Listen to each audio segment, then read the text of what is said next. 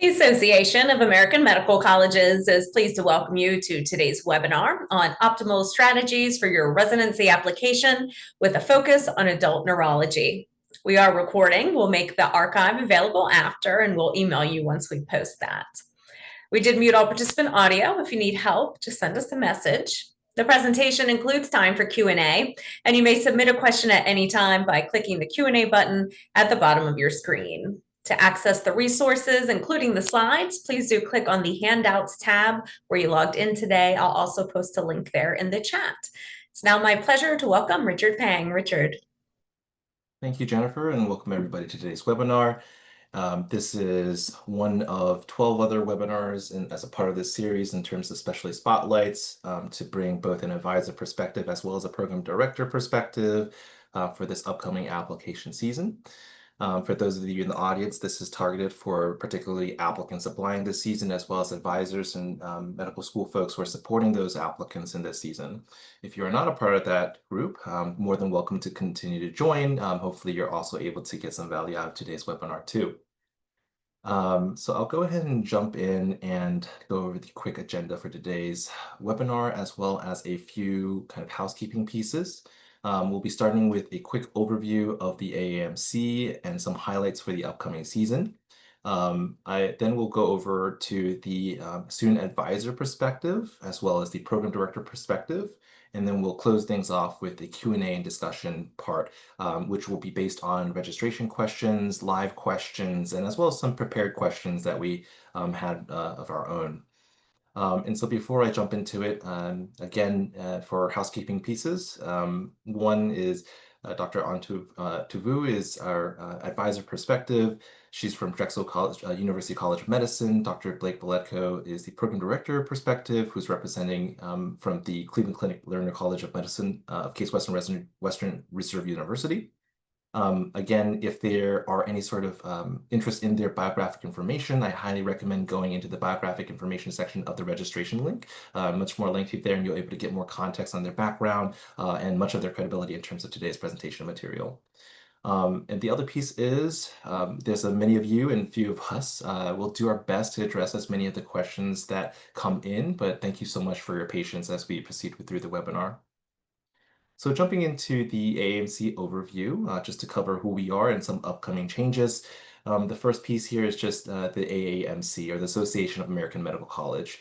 The AAMC is a nonprofit association. It was created in 1876 with the mission to improve the health of people everywhere. This is why our association supports over 450,000 members of the community. As you can see on the screen here, this ranges from medical school students like yourselves, program leadership, deans, DIOs, and so on and so forth. It even ranges from services that we provide like IRIS all the way up to congressional efforts to fight NIH funding. And then in terms of today's presentation for IRIS, IRIS is one of the many programs that the AAMC provides as part of the AAMC ecosystem. There's a number of free tools and resources that can empower the academic medicine communities. And these resources and tools are built collaboratively. It's based on stakeholder input, feedback, and research. I'm not going to go through every single one of today's these items that you see here. I just want to highlight two in particular. The first one is the Dean's Office Workstation. This is familiar to those of you who are in the Student Affairs Department, those who may advise applicants and have access to this.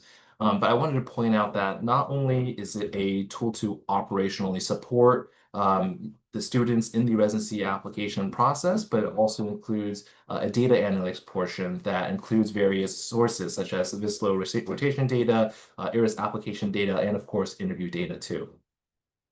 The other plug I wanted to make here is the Residency Explorer tool. This is a tool that has been iteratively improved over the course of the years. This past season, our AAMC Selection Sciences Research and Development team has been putting an immense amount of effort here to, again, make this tool really helpful. It's a place where students and advisors can go to kind of determine their list of programs that they would like to apply to. They can take a look at their competitiveness as well as their alignment and program characteristics, quite a number of things there. And what's most potent about this data is that it is source verified. It's based off of multi-organizational collaboration, and so much of the data is hopefully valuable and useful to users as they go in. I do also want to highlight a few changes to the Residency Explorer tool that you can see here. The first one is just increasing the specialty residency program coverage. Prior years, it was maybe around the 25 mark in terms of specialties represented in the tool. This year, we've upped it up to 40 plus specialties. Secondly, based on, again, feedback, the team has incorporated license exam data into the Residency Explorer tool. Thirdly, they've also expanded the main residency match number of offered and filled positions by position type information. You can see there the two new ones are primary and physician care. And then last but not least, of course, just enhancing the application process details and program requirements, just incorporating some of the program details that might be helpful to you as you research the programs that you'd like to apply to. Additionally, I want to cover some MyEris application changes. We do have a QR code in the next slide on a multitude of different changes that are going in the application this year. I just wanted to highlight these two with the audience in mind. If for those of you who are international medical graduates and you're looking for a place to post your or share your postgraduate training experience, we did buff up the postgraduate education section of the MyEris application to allow for non-ACGME accredited residency education. This includes ACGME-I accredited programs or even just, again, other options. So that's one piece there. The other kind of update I want to highlight was the extensions and interruptions section. Again, this was an iterative process over the past few years to update this question to be more clear, to be more valuable for both applicants to showcase this part of their application experience to programs, but also for programs to tease out this particular information. And this year it's been split into two questions or two separate questions that are focused on academic or repeated or remediate coursework that's led to interruptions or extensions, or those around professionalism. One piece, a tidbit here is even with that section for applicants to fill out yourself, do make sure that you work with your MSPE authors, your deans, your student affairs folks to ensure that you're in sync when you fill out that part of the application. And last but not least, just a few QR codes here to share with you. Again, these are in the handout section, and we can share that in the link for you. But just a number of different resources are available out there for you to utilize to prepare for this upcoming season. And so with that, I'll go ahead and hand things over to Dr. Vu for her section with regards to the advisor perspective. Dr. Vu? Hello, everyone. So I will be speaking from my role as a neurology career advisor. I have been in this role for several years now. In recent years, I've matched anywhere between 10 to 15 applicants in neurology from a USMD granting school. And so I'll be speaking from that perspective. Next slide, please. So certainly, this is a time of year where you really need to be gathering your materials for starting your application. And so this is something that, you don't want to wait until September to start this. You want to be able to have everything that you need to be able to kind of approach application season and even get your letters of recommendation with all of this information.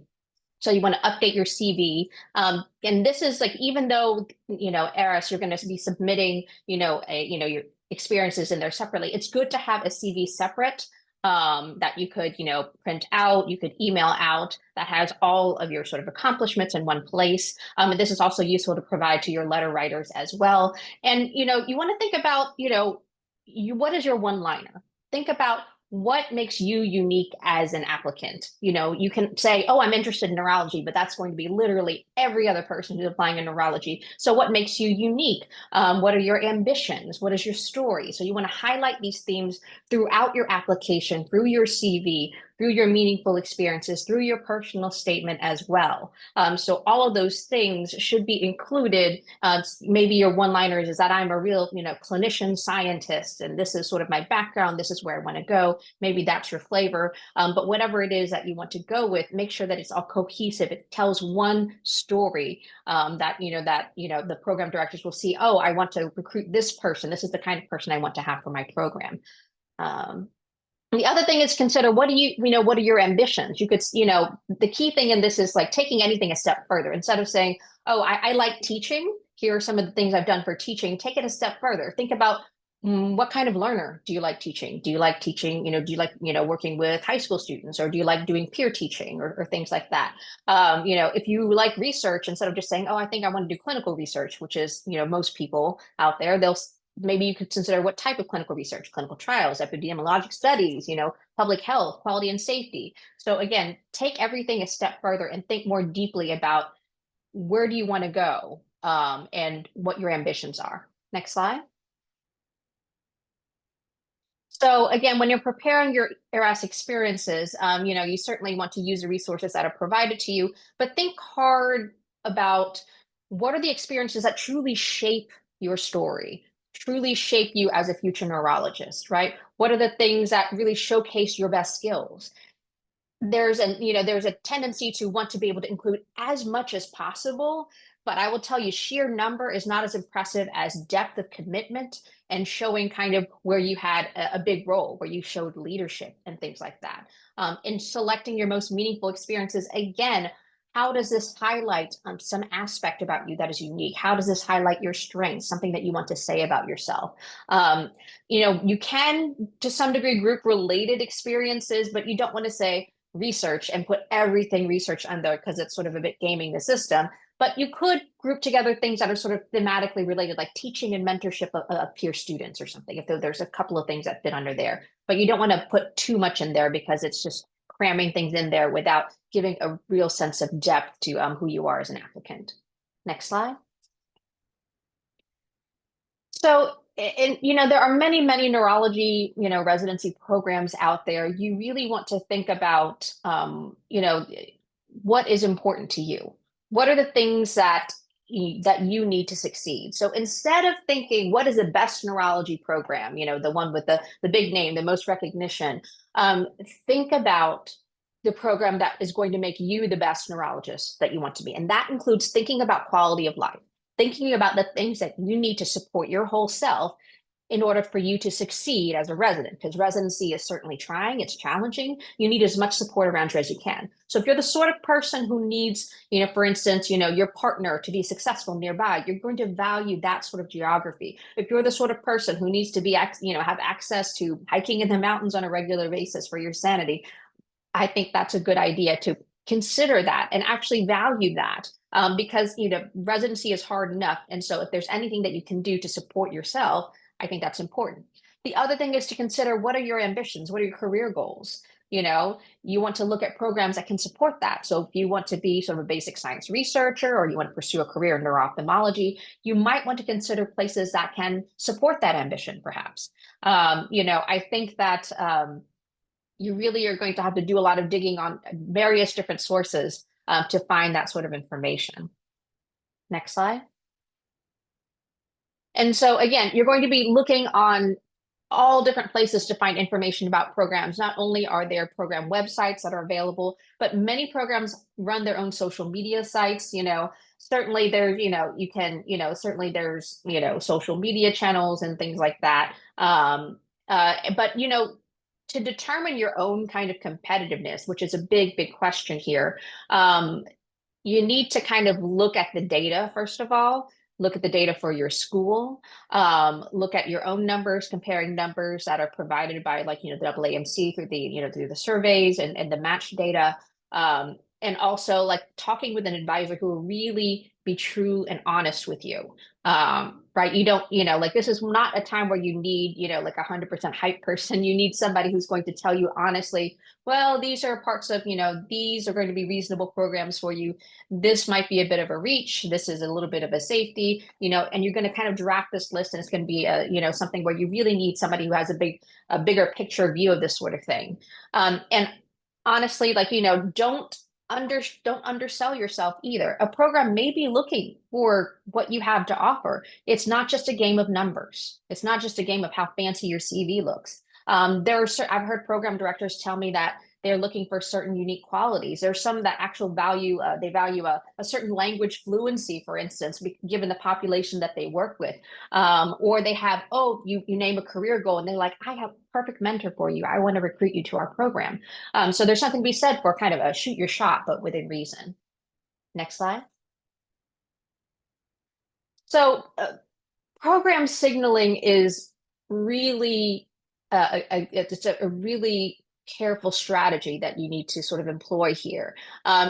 We have 8 signals. It has not changed from last year. So neurology is going to be, employing 8 signals, all of the same tier. And we really encourage you to signal the programs that you are most interested in, not only what you're most interested in, but also is what I usually advise my applicants is to pick mostly signaling programs that are about target for you, where you feel like you have a pretty good sense that, you would get an interview invite there. Now, there's something to be said for saving one or two to places that maybe just a little bit hair out of your reach, just to say, hey, I really am interested for particular reasons. And maybe saving one or two for things that maybe that you expect to get an interview, but just in case, you're going to send them a signal just to say, hey, no, I really would be interested in being here.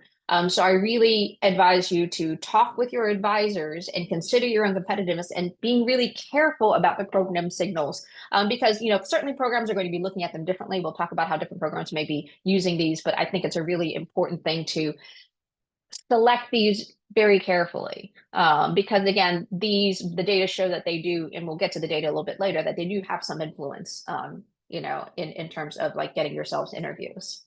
Next slide.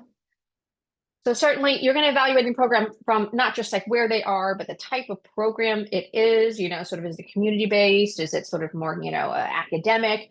I will tell you the vast majority are at least a little bit academic. How new is the program? Is it something that's growing? Certainly there's growing programs or opportunities where, could you have an opportunity for leadership or, to be hired on as faculty, or there could be, future career growth in that way. So again, there's some value in new programs as well. And some new programs actually may be older than you think, in that they may have employed leadership from people who are very experienced as well. So they could be a very good program, in hiding as a new program. And you might consider, are these advanced or categorical programs? The vast majority, like 80%, are going to be categorical programs, and the vast majority of advanced programs are going to have guaranteed or linked preliminaries, but that's not universally true. So you do need to look into that and be careful. And there are a multitude of other individual factors. But again, looking at all this, it really comes down to what is important to you. What do you value? What do you need in your future career to be a successful neurologist? And next slide. So certainly there are, there's lots of ARIS data for you to dig through. Your advisor can also help you wade through some of this if they're familiar with that data. And so they can give you some sense of kind of what neurology applicants have valued in the past. And they can give you some sense of that to kind of guide you in terms of what sort of programs may be good for you. Next.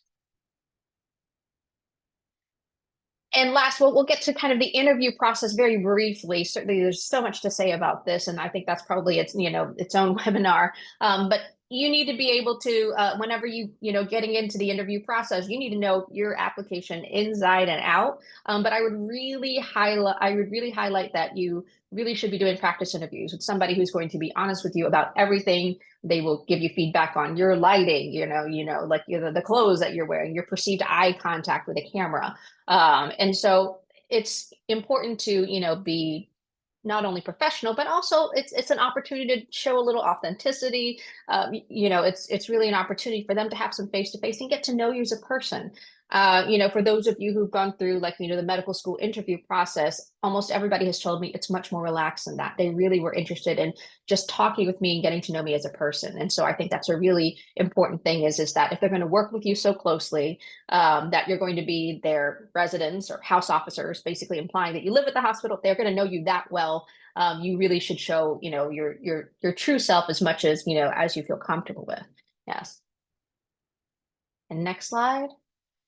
And so for the advisors on this, I would say that, there are many resources that I would really encourage you to be available with. Your role is to have that zoomed out view, understanding kind of what is competitive, what is valued, what numbers are sort of average, and knowing kind of the lay of the land for your applicants. As a neurology specific advisor, I try to network and get to know as many program directors as possible. They know me, they have my card, I reach out to them by email, I talk to them about applicants and so on, and try to reach out to offer any sort of advice, any sort of additional information that they may find useful. I also consider my advising job as a longitudinal job. I keep track of opportunities for students from M1 all the way on through. And I kind of keep a blast email list saying, hey, look at this opportunity. You should apply for this. And so again, so it's not just something that I talk to students about as they're applying, but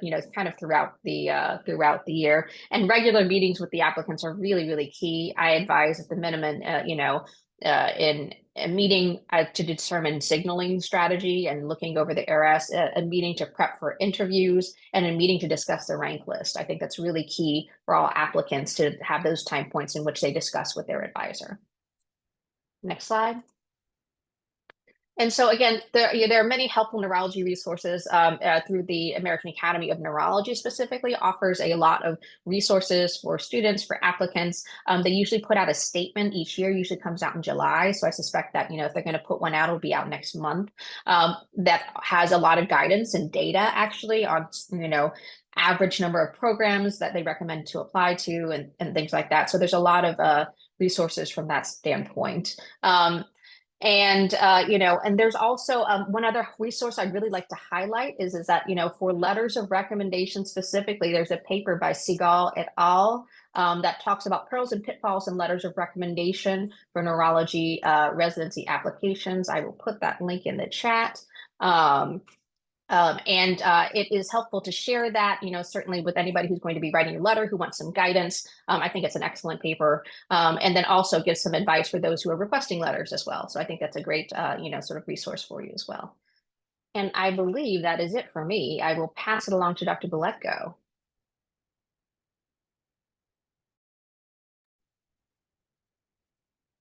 Dr. Vu, thanks so much. As many of you will find out, we share a lot of commonalities in the way that we think through this. Obviously, my perspective as a program director is coming from a slightly different part. I'm more on the receiving end of a lot of time and energy and effort that you all put into these applications. I will try to give some overview as to the program director perspective.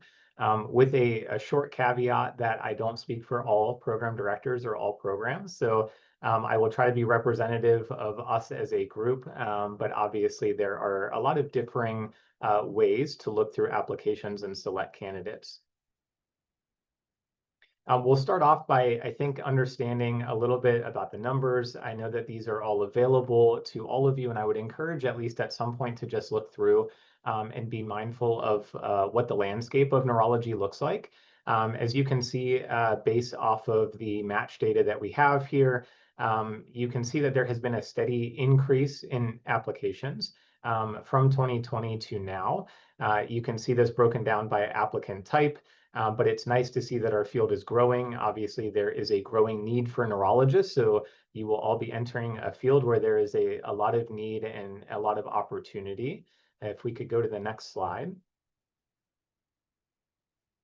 What you can see here is the average number of applications per applicant by ARIS season. So again, somewhat similar, we're seeing an increasing amount of applicants, but also we're seeing that you can see the number of applications by applicant type on this. And I think that this is important to take a look at and think of, not because I think that this is a target number for you all. I'm actually going to get into that in a few more slides, and we'll talk a little bit about maybe some strategy quickly, or at least present some data that is more useful. But this is where we've been the last several years, and you can see that some applicant types, we've seen an increase in the number of applications per applicant, and some have held steady really since 2021 onward. And remember that the 2020 to 2021 season is when we transition into a virtual application season. As was pointed out a little bit ago, the AAN usually puts out a consensus. The consensus that came out from last year was in July, and so a lot of this is based off of that consensus. And I think that the consensus does a pretty good job to not only give you all as applicants some advice, but also it gives advice to the programs. And I think I would encourage all of you to not skip over the program advice, not thinking it's pertaining to you, because I think it gives you a view of what the AN is really guiding us as program directors to be thoughtful of and to think through. Obviously, one of the big changes that we have had, again, since 2020 to 2021 has been the transition to virtual interviews. Obviously, I know that a lot of you are familiar with this and the benefits as far as cost savings, less time away from clinical and research responsibilities, the reduced personal and family disruptions that can come along with this, and the equity that can be associated with this. We have not seen any significant change in match outcomes, which is important to trend and track whenever we make a big change like this. It is advised that there is a holistic application review. This may differ from program to program as far as what does that holistic application look like, but the hope is that we are looking at you all spend a lot of time preparing your application, and the hope is that most programs are looking at the program or at the application as a whole, and you as an applicant as a whole, not defined by one part of your application, but really trying to figure out what that fit on our side and what that fit on your side might look like. There should be flexibility with letters of recommendation. We understand that not all of you are coming from large training environments where you will be rotating with a bunch of academic neurologists and have the opportunity to have all of your letters come from neurology. And I know that there are a lot of good questions that are going to come after these slides. So I'm going to save some of what we're going to be talking about to get into some of the question and answer section after I'm done chatting. Program signals. So we touched a little bit on program signals, but every year, this seems to be one of the hottest topics. So we have some additional slides that I'll go into some more data about program signals. I will say, reiterate that we're sticking with 8 signals. One question that I get asked a lot is, what should you do about your home institution? The short answer is you should ask around at your home institution whether or not they prefer you to signal or not. If you do not hear, the expectation based off of consensus is that you will signal your home program if that conversation has not led in a different direction. This is not the sole factor that's used for interviews, and I'll show you some slides to reiterate that in a couple more slides. But be mindful, and I think, again, to Dr. Vu's point, being very kind of selective and also really thinking through how you're going to use your program signals is an important part of the application process. Second looks, we get a lot of questions about what the second look process looks like. And if you want to come and try to be a part of the institution that you're highly considering, if you want to check it out, some programs will offer second looks, some will not. Be mindful that if a program does not offer a second look, it's not always that they don't want to meet all of you. It's sometimes some institutional kind of policies that are in place that don't allow second looks to happen. So take that with a grain of salt. If it's available and something that you would like to do, by all means do it. But the consensus also supports the fact that the rank list should not change based off of second look. So if there is a concern for professionalism or something of the sort, there can be exceptions that can be made, but most programs will they will lock their rank list before the second looks so that it will not sway them one way or another whether or not you're able to make it to a second look. Next slide. So a little bit more from a program level, post-interview communication is allowed, but it's often limited on our side. So I like to remind people that if you do not hear from programs that you had a really good vibe with, a really good feeling about, don't take that as they didn't feel the same way. We obviously want to be very mindful, and we want to make sure that we are being very equitable with the way that our communication is, especially post-interview. So different programs will do this a little bit differently, but you should go with how you felt during your interview and the conversations that you had, and don't rely a lot on post-interview communication on whether or not that's a program that felt the same way about you. We are, suggested and required to allow 72 hours for applicants to respond to an interview invite. I know that all of you will be very ingrained to your emails, trying to respond to all of kind of the invites that you get. The 72-hour rule is held true by most programs. The consensus for you all is fairly somewhat short and sweet and summarized in a way of research programs ahead of time. I completely agree that different programs are going to be right for different people. The size of the program, the location of the program, what you're looking for, all the things that Dr. Vu talked about are extremely important in selecting where you're going to be applying, and be yourself. I mean, ultimately, you are going to be at this training institution for some time. If you're not yourself and they're not themselves, then that will come out to light. So all you can do is be yourself. And if that doesn't land well with a program, or the program is themselves and it doesn't land well with you, then that's just more information for you to gather about maybe this isn't the right match. I thought that maybe it would be, but I'm myself and they're themselves, and we're just not a great match. So I think all you can really be is yourself and put your best foot forward. And that's all we're looking for in applicants, is to really try to get to know who you are, not just on paper, but who you are as a person, and how we think you're going to be able to fit in with our group. Don't record interview sessions. I think that this is important. Obviously, practicing ahead of time, doing some recorded interviews, you never know what you might pick up on as far as mannerisms.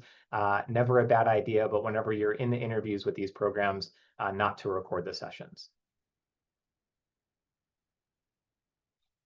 Just a few additional slides about some numbers, and we'll kind of breeze through these a little bit to get to the Q&A section. But in case you are curious, match outcomes by program, total programs 148 with PGY1 positions and 40 that had PGY2 positions. And again, this is based off of 2024 to 2025. And you can see the unfilled slots in the initial match, fairly low, which is reassuring. And then the applicant type and the average match outcomes by applicant type.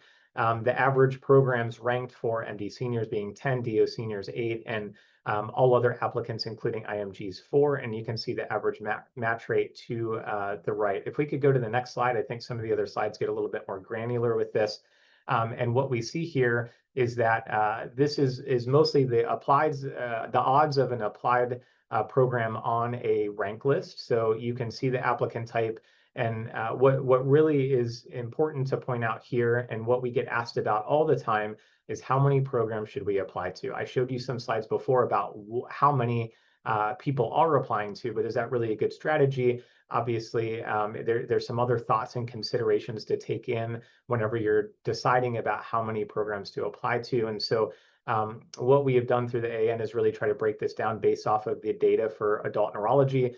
And if you take an MD senior and assume a 39% chance of an applied to program ending up on a rank list, to get 6 ranks and get a 90% chance of matching, so these are some of the guidelines. So an MD senior could apply to as few as 16 programs, a DO senior maybe 33, a US IMG to 41, and maybe a non-US MG around 50. So if you remember back to that slide that we showed a little while ago, most of these are higher. The non-US MG, IMG applying to about 50 is pretty much on target, but I think that these are again, just guidelines. Obviously, you need to do what's best for you, and working with an advisor and really trying to figure out, is this where you should fall? Is this what you should be doing? Should it be a little bit less? Should it be a little bit more based off of the needs that you have? I think is really important to think through before the application season. We did a survey within our program director group to really find out how many, approximately what percentage of your interview slots went to applicants who signaled your program. And you can see here that signaling is not the only thing that we look at. So I want to be very cautious, and yes, it's important. And yes, some programs, as you can see here, really use this to really decide who they want to invite for an interview. But the vast majority, this is just another factor in the holistic review, and it's not the only thing that programs are looking at. This additional signal data, I think, really puts this to light, the importance of signaling. But again, remember what I just showed you before, but you can see here based off of applicant type and signals versus no signals. So your chance of getting an interview at a program that you have signaled is much higher than if you were to not. And these are based off of median interview rates. You can see that even without a signal, obviously the median interview rate goes down for non-signal programs, remains highest for MDs, and then decreases for DOs and IMGs. So just to allow you to have some data about why it's an important component of what you're doing when you're putting together your application and deciding where to apply, but not the only factor. And with that, I think we, again, have some additional kind of data sources and helpful links. And I know that there have been a lot of great Q&As that we received ahead of time and also in the chat now. So we will try to do our best to get through as many of these as we possibly can together. And we will kind of go back and forth about trying to answer some through the chat as well. Awesome. Thank you so much, Dr. Boletko. Let's go ahead and jump into the Q&A. I know there's already a few, like you mentioned, there's sort of a few in there. I'll actually jump to this first question. It lines up with this question around research publications. How important is research when applying for neurology? How should we discuss our research experiences in our application? This is in line with one of the questions that came in. You've been tying it to the international medical graduate experience in terms of neurology residency and experiences there. I'll go ahead and start with Dr. Boleko, and then Dr. Fu, do you have anything to add for context? Yeah, it's a tricky question, and most of these are going to be, it depends. But what I will say is, if research is important to you and it's an important kind of component of what you want your career to look like, then obviously research is important, and it's important for you to find, again, a program that's going to be able to foster that research and set you up to be a physician scientist. If research is not something that is extremely important to you, I think that anytime that you can eliminate a gap out of your application and show that there is something there, that you've at least looked into this, that you've explored it, I don't think that that's a bad idea. But also, you should not put yourself forward as a very research interested heavy person if that's not a type of program that you're looking for, if it's not something that you think you're looking for in a program. You never know, it may change during residency, and your interest may change. But again, I think it goes back to you should be you. And if research has been an important part of your journey thus far, then certainly you should try to highlight that and talk about it during your interview trail and select programs that you think would match well with a research experience. And I'll comment a little bit on that. In addition, that in doing research, when you're talking about your research experiences, doing research doesn't always have to beget more research. You can talk about other things that you've learned from it. It can speak to your work ethic, your scientific acumen, how you solve problems. And so again, so it can inform other aspects of your story beyond saying, I did research because I want to do more research. So it can inform other aspects about your application as well. Awesome. Thank you. Thank you. I'd also like to make a plug to our Selection Sciences research team did a nice webinar last week around debunking the myth of overemphasizing publications in the research arms race. If I believe it's in the handout section, if it's not, if one of my team members can include that in the chat, that'd be lovely. But definitely another helpful resource to just give you a little bit more insight to that. This next question goes into the board examinations piece. How has the shift to board exam pass-fail impacted what programs are now looking for in applicants? I think there were even a couple questions in the Q&A around what are you looking for in terms of your range of USMLE Step 2 and Complex USA Level 2 scores? I just also wanted to make a point or just reiterate that the Residency Explorer tool is a helpful kind of piece there. But before that, I'll go ahead and direct it to Dr. Vu first, and then Buleko, if you have anything to add. So this can apply to any point of weakness on your application. Several questions about red flags and things like that. You have to consider what our program directors are looking for. What these board exam scores are meant to represent is, what is your baseline medical knowledge? Are you a teachable sort of person, right? And that's what they're trying to assess here. And so if you have a weakness in any given part of that, you need to be able to, it's not a hard no in some instances. Now, some programs may have lower risk tolerance. Perhaps they had, some board exam failures, and they're like, we really don't want anybody who's, sort of failed a board exam. And so each program may have a different risk tolerance in terms of, what they're willing to look at. But many, many programs are going to view it holistically. So if you have a weak point in, sort of like say one particular exam score, or there was a failure there, you need to shore it up in another area to demonstrate your medical knowledge. Maybe that's in your clinical, maybe in your clinical clerkship grades. Maybe that comes in your Step 2 or Step 3 score, where you can demonstrate that, hey, I can perform at this level. Or maybe it comes in your letter of recommendations or evaluations in which people speak to your clinical medical knowledge. Right. So again, any weakness has to be made up somewhere else to kind of show, hey, I can do this. And that is true for any sort of point of weakness. Now, if you have some big red flag and you want to speak about it on interview, what I would advise doing is saying, number one, state exactly what happened. You don't have to share if it's, if it was something medical or personal, you don't share anything more than you need to, but you state exactly what happened. Talk about how you reflected on the root causes of that. Okay, so again, talk about, I thought about it. This is what I think I computed. Then you talk about what actions you took to compensate for that. And then you talk about the outcomes of those actions. Like, what did you do? How did you show that things got better? So that 4-step is a really great way of addressing any point of weakness by showing how you moved forward from it. Really beautifully said. I don't have too much to add. The only thing that I will say is if you do have something that you consider a red flag or a yellow flag or something that you're worried about, and a program does not offer you an invite or they look away from you because of that, then that's not probably the right program for you anyway. So I think that trust in your application and trust that you're going to match into a program that's going to want to get to know you outside of that red flag. But every program's looking for something slightly different. Awesome. Thank you. Thank you. Let's go ahead and move on to this next question. There's actually been a few questions around this in terms of just applying to multiple specialties. In this case, with regards to parallel plans, what kind of guidance is there for those applying to multiple specialties? Should I consider applying to other specialties as well? There was a question in the queue about just advice if they're switching in their third year, after a third year rotation to neurology, just what they can do in their application to reflect that interest in neurology. Anything to speak on that? And I'll start with Dr. Fu again, if that's okay. So I would say the vast majority of my students do not dual apply unless they are truly torn between two specialties. I've seen multitudes of students who have been torn between two specialties, and they, even to the point of application, they're like, I'm going to apply both. I don't know what my chances are. Both in neurology, we're pretty open. We love both lifers that have been gung-ho from neurology since birth, and also last-minute converts as well. So again, as long as you kind of demonstrate that in your application, there are risks of dual applying, especially within the same institution. Again, one of the things that program directors are evaluating for is commitment to specialty. They want to know that you want to be a neurologist. You're not applying to every other specialty under the sun, but you want to be a neurologist, and that will make you happy and you will succeed in that field. So again, I would say a little bit of caution there in terms of applying to multiple other specialties. Vast majority of USMDs and DOs do not need to. IMGs, the data is a little bit different there, and I can't speak as much to that. I would just like to add to the portion of what if you change your mind during your third year? What if it's late in your third year? Ultimately, this is your career and this is the rest of your life.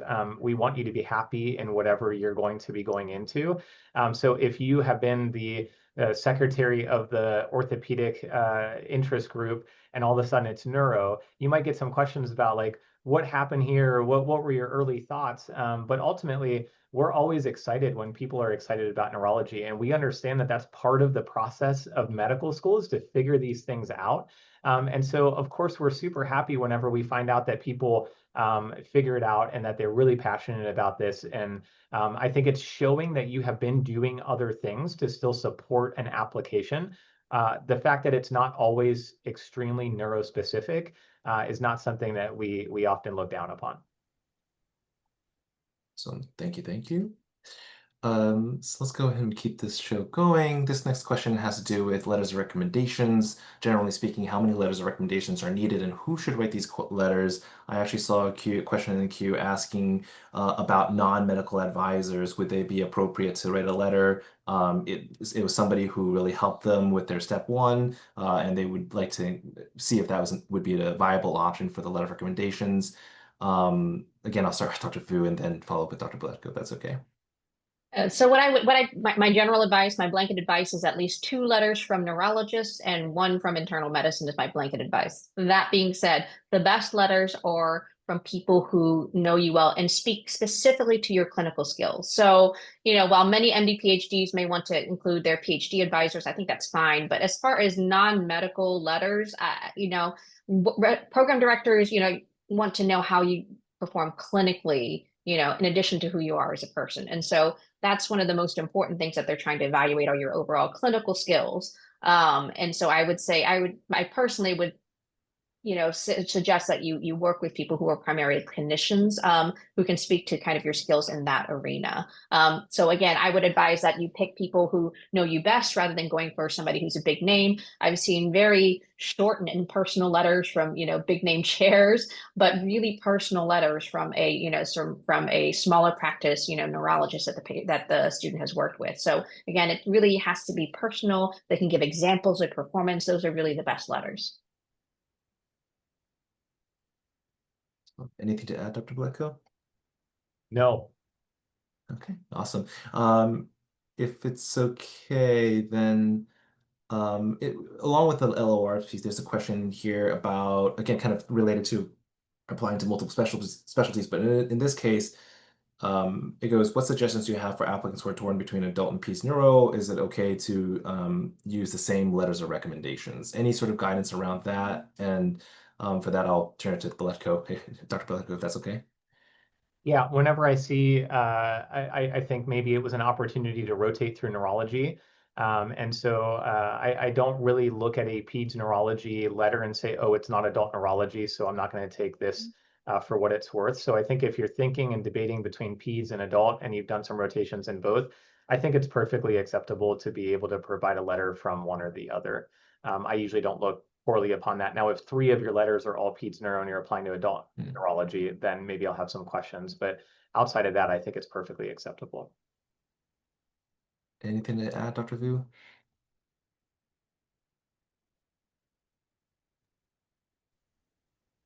Okay, I will go ahead and shift gears here and move on to the next question.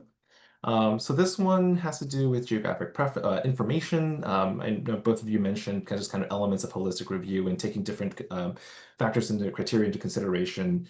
So the question goes, how, for you, Dr. Beletko, how do you as a PD use all the geographic information, whether it be the address, medical school, location, hometowns, preferences when reviewing applications? And then the second part of this question is, if I'm willing to move to any part of the country, what would be a approachable strategy for the application? And so again, if it's okay, we'll start with Dr. Beletko and move on to Dr. Vu. Sure. So if you're truly an open agent and willing to go anywhere, I think no preference is what we usually look for. If you select geographical preferences, it will not tell us on our side what those geographical preferences are.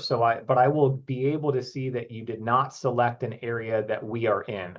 So if you select 3 other geographical areas, I pretty much know that you have a lot of other states, a lot of other areas that you would prefer to be in outside of where we are located.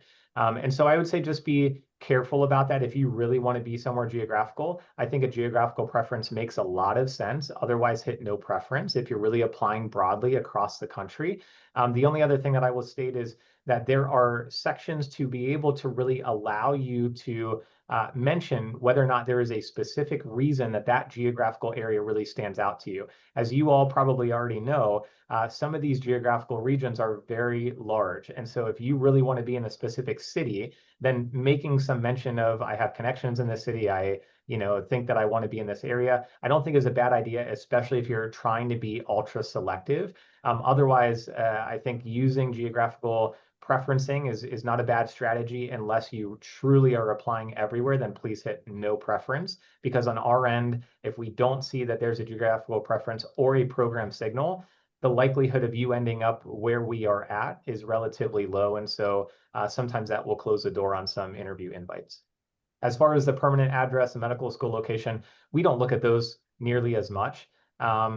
Unless you have indicated that there is a good reason that you want to remain close to your hometown, or there's a really strong desire to go back to where you were before medical school, then sometimes we'll use that. But typically we don't look at all of those other ones because we all know that you are all transient to some degree during your training years. Anything to add, Dr. Vu?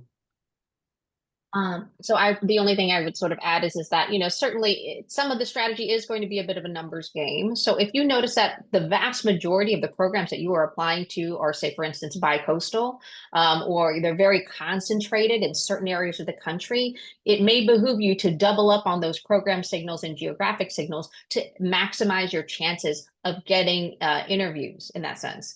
So it depends, either your strategy is going to depend on the spread of your program application. So if you notice like everything is concentrated in certain parts of the country, it may be beneficial to, maximize your chances of getting the most interviews by geographically signaling in those sort of areas. So again, it just depends on, kind of what programs you're applying to as well.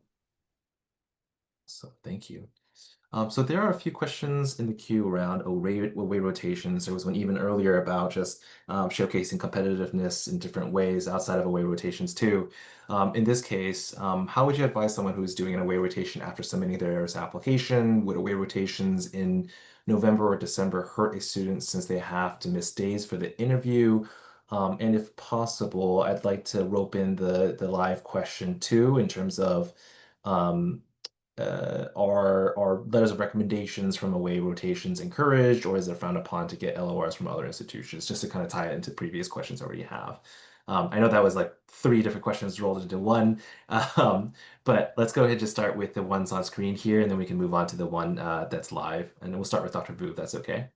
So certainly, the best away rotations are ones that you can secure before ARIS opens, in which case you can get a letter of recommendation, it kind of shows up in your transcripts, that's ideal. But again, there are very, very limited slots available. Most institutions have to supply their own students with rotation opportunities first before having others, and each, they can only support so many students per block. And so again, so if you get an away rotation after ARIS opens, certainly it doesn't guarantee you an interview at that institution, but it could boost your chances depending on your performance. So away rotations are always a gamble in that way.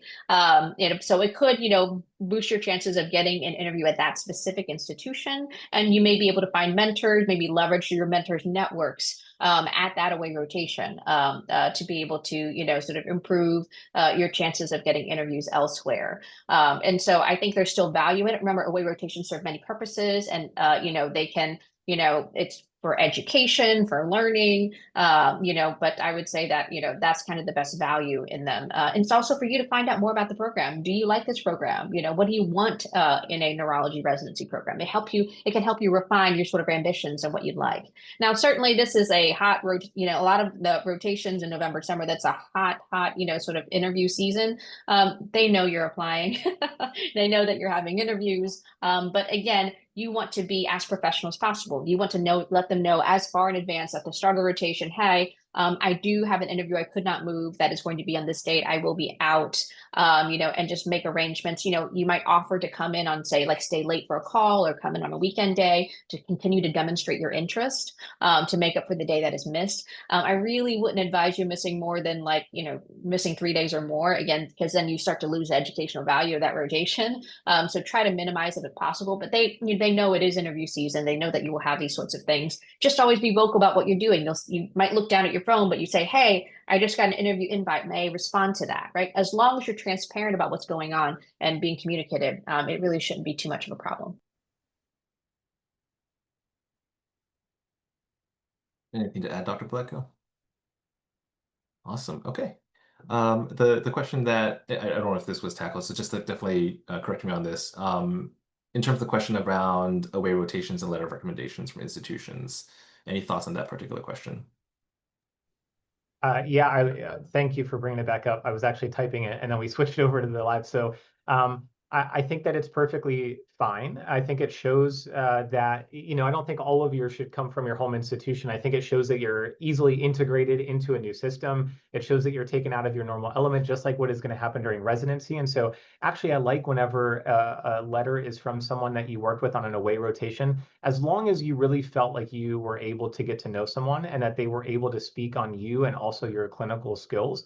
I think that it's perfectly appropriate. And sometimes it shows me that if you have 2 different letters from 2 different settings that are saying the same thing, it's not just one group of people that feel a certain way about you. It's actually people that aren't as familiar with you saying a lot of the same things. So I think it can be really powerful if you get to know someone. If you don't feel like you get to know them very well, again, back to Dr. Vu's point, the personalized letters and the people that know you best are the ones to write the best letters for you. Awesome. Thank you. Continuing to roll on here, there are a few questions in here around the IMG experience. One example is like, what can IMGs do to increase their chances? So in this case, how important are U.S. clinical experiences and U.S. letters of recommendations for IMGs? Anything or is sort of an insight here at all? We can start with Dr. Bledko. Yeah, I think that there is some importance because a lot of programs are looking at the integration into the U.S. health system. And, residency starts and you hit the ground running. And so I think a lot of people are looking to look for someone who will be able to be integrated quickly into their program. This is not a necessity. It's not the only way that you're ever going to get a spot is if you have a lot of U.S. clinical experiences. But I think it is helpful from an application standpoint. I don't know, Richard, if I can add a couple other things from an IMG standpoint, just from some of the questions. One of the things that we've has been a moving target is the J1 visa situation. I know that there were some questions about this. So obviously, this is a moving target. It's affecting all of us quite a bit. I don't know if some of you saw the communication from the U.S.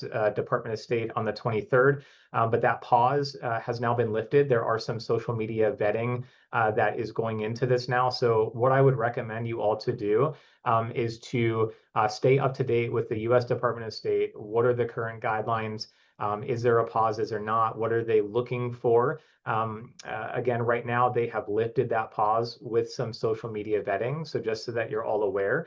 And every institution will be a little bit different in how they handle this. So it's hard to make a blanketed statement about this, but obviously this is affecting all of us. And I think if you have specific questions, I think it's okay to ask some of these during the interview season about where the institution stands. Are there going to be any issues with regards to that? But some of this is unpredictable even on our end. So we are trying to work as much as we can with all of our IMGs to continue to ensure that there's a pathway here. Awesome. Thank you for that. And I love the twofer. We knocked out 2 questions in that one. Let's go ahead and keep this going on then. This next question has to do with sub-Is.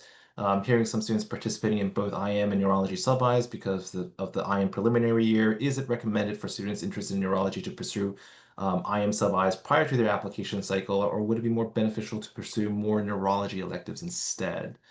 I'll go ahead and direct this to Dr. Vu first, and then So if you have any. this all comes back to my advice in terms of like what letters of recommendation I suggest. Realize that all of the neurology program directors, especially categorical programs or those with linked sort of preliminary programs, do have to work synergistically with the internal medicine program directors to support their residents through that first year of internal medicine. So therefore, they want applicants that do perform well in internal medicine. And so again, I think that getting an internal medicine letter is really important. And getting that from a sub-internship experience in which you're operating more independently is probably the best evidence of good performance and the best chance for you to get a good letter of recommendation. Like I said, it's not a hard and fast absolute necessary, but I really do think that it is helpful for program directors to see how you perform in internal medicine, given that you will be an internal medicine resident for the first year of your residency, and maintaining good relationships and making sure that you do well in the internal medicine arena prior to coming to neurology is important.